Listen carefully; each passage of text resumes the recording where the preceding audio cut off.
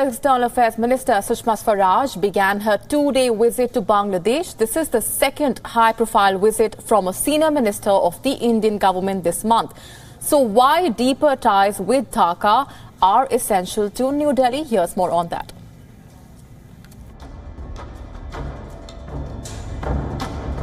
India's External Affairs Minister Sushma Swaraj is on her second visit to Bangladesh.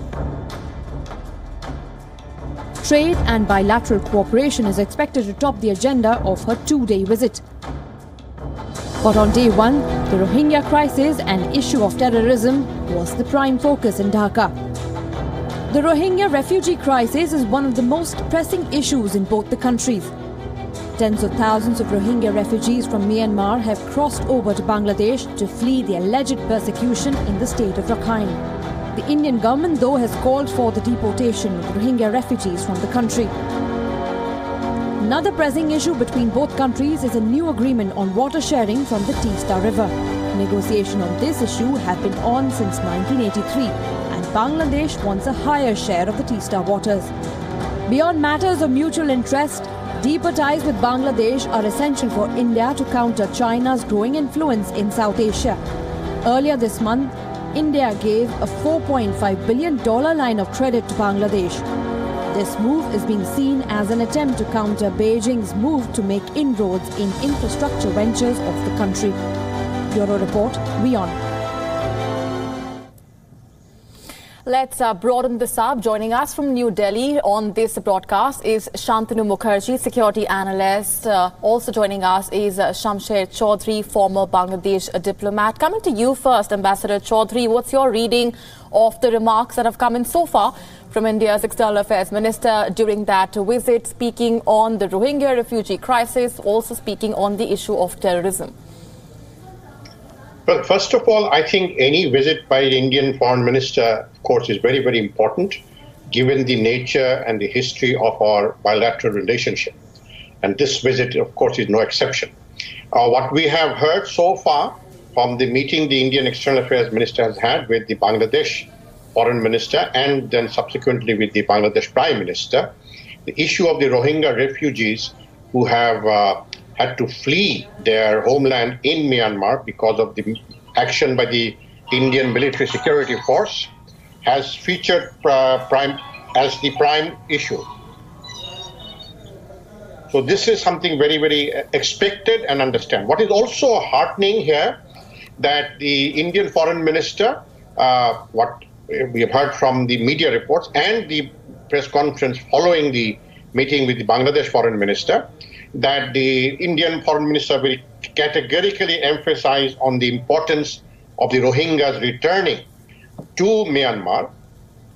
Although she did not use the word Rohingyas, which good thing that WION is doing, but they are Rohingyas ethnic group.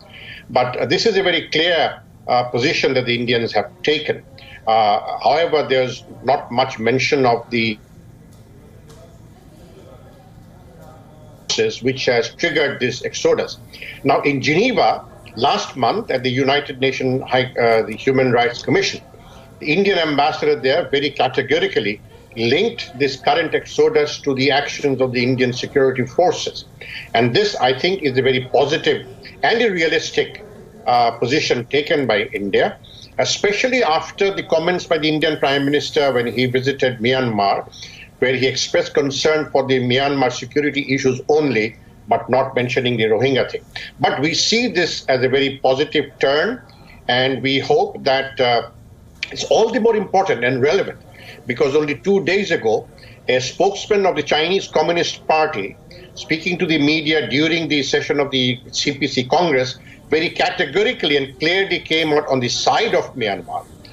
Made no mention of the Rohingyas, made no mention of the atrocities being committed by the Myanmar security forces, but very staunchly defended the Myanmar government. And this, I think, will not go down well in Bangladesh. But the Indian Foreign Minister's statement today, after meeting the Bangladesh Foreign Minister, certainly is something we welcome. And we would very much like India to be part, is not India taking side with Bangladesh, but India standing by these destitutes who have been forced out of their homes by the Myanmar government. It's a matter of humanity not Bangladesh versus Myanmar, but humanity against atrocity. And we welcome this issue. Regarding the other bilateral thing, the water sharing is very, very important. Yes. Bangladeshis are keenly waiting for some positive movement on that, and we really need... Allow me to please come in here. I'm sorry I have to interrupt you there, Ambassador Chaudhry. We will just shortly touch upon the Teesta water deal as well, which is the other important aspect of this visit. I want to first get in a quick reaction from Mr. Mukherjee on the Rohingya refugee crisis issue. Mr. Mukherjee, I want to quote from the statement that was made by the Indian External Affairs Minister, talking about how the only long-term solution to the situation in Rakhine is a rapid socio-economic and infrastructure development that would have a positive impact on all communities living in the state. It is clear that normalcy will be restored with the return of the displaced persons to Rakhine state. That Rohingyas remain a threat to national security finds resonance within Bangladesh as well. Do you see some forward movement on this issue of the Rohingya refugee crisis, Mr. Mukherjee, during this two-day visit?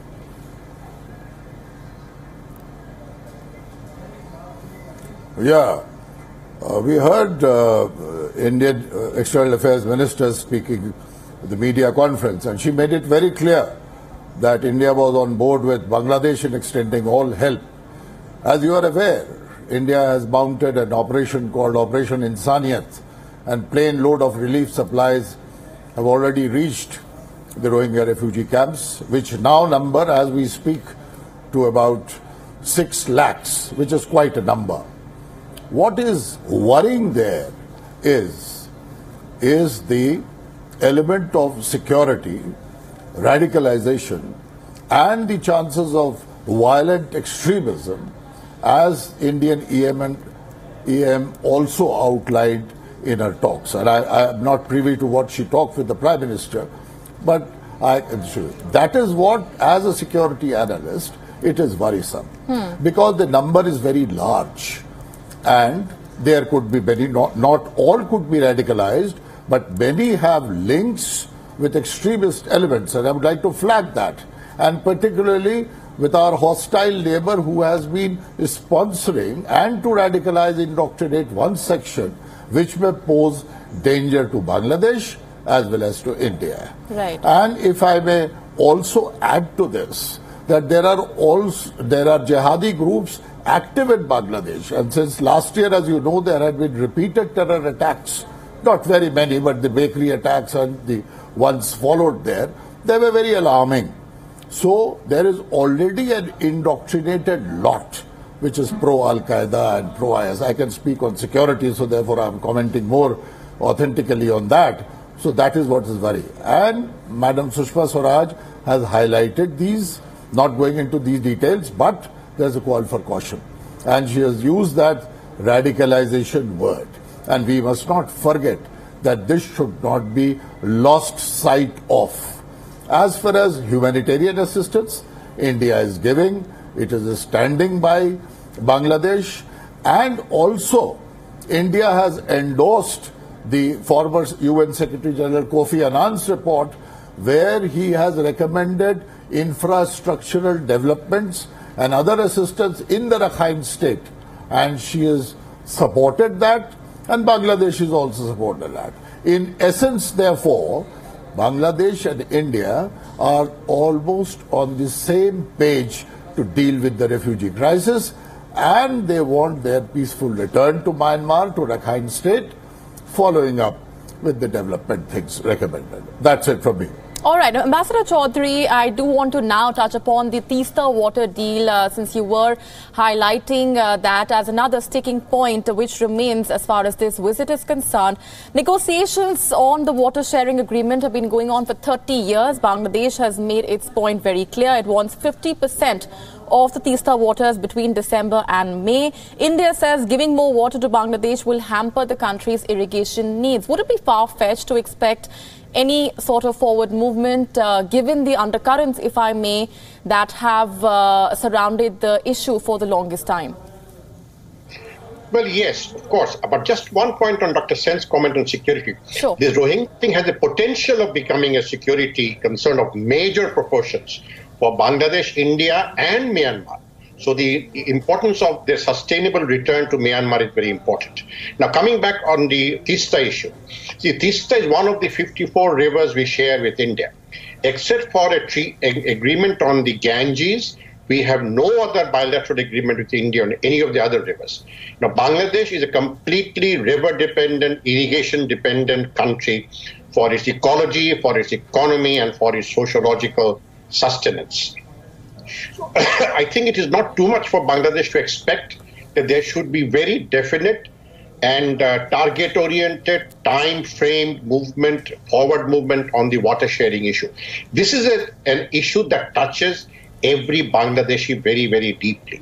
Now, given the history and nature of our relationship with India, which is historically very strong and it is based on shared blood, there is no reason if we should not be able to share the waters of that runs between the two countries. We expect the Indian government to move forward on this. This is a major expectation for the people of Bangladesh, and we really want to see some forward move. We came very close a couple of years ago, but since then it has been stalled. And there has been commitments given during our Prime Minister's visit to Delhi last year. I don't know if there's been much movement after that. We have seen nothing much. So it's very, very important for us to move forward on the water sharing issue. All right, Ambassador Chaudhary and Mr. Mukherjee, appreciate you joining us on the broadcast with all of those perspectives. We will, of course, keep closely monitoring what's in store as far as the remainder of the Indian External Affairs Minister Sushma Swaraj's ongoing Dhaka visit is concerned.